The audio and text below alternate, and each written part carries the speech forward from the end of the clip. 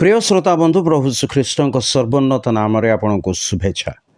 पवित्र बाइबल हितोपदेश पुस्तक 18 अध्याय 10 पदरे आम यहपरी पाठ करूँ।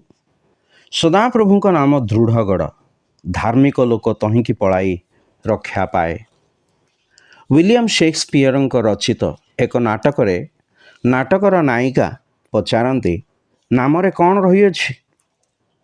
नाम साधारणतः कौन सी व्यक्ति विशेषर नाम होता है, किंतु बाइबल रे नाम को विशेष अर्थ गुरुत्व दिया जाए। नाम संपृक्त व्यक्ति व्यक्तित्वर सूचना दिए। यात्रा पुस्तक 34 अध्याय 5 ରୁ 7 पदरे आमे पाठ करू जे ईश्वरंकर नाम केते महान।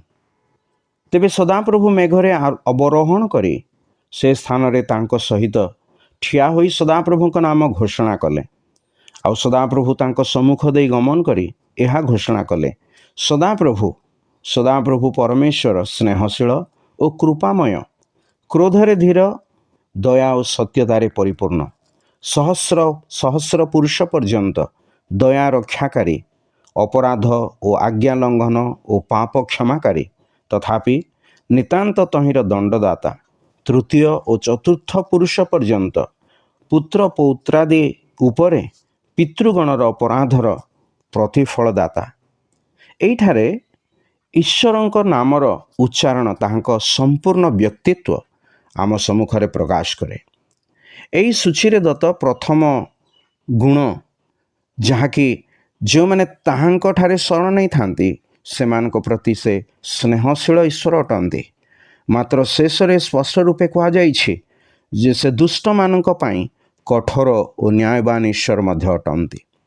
से अपना पुत्र प्रभु श्रीख्रीष्ट को पापी मनुष्यर परित्राण निमंते क्रूसरे बलिदान होगापाई दान कले।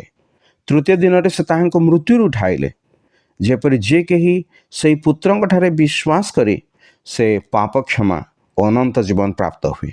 किंतु से दुष्ट मानू ताहा देबे नाही, जो माने ताहांको अस्वीकार करते, बरं से मानू से शैतान सहित गंधक प्रज्वलित अग्निमय हृदय निक्षेप करेंगे।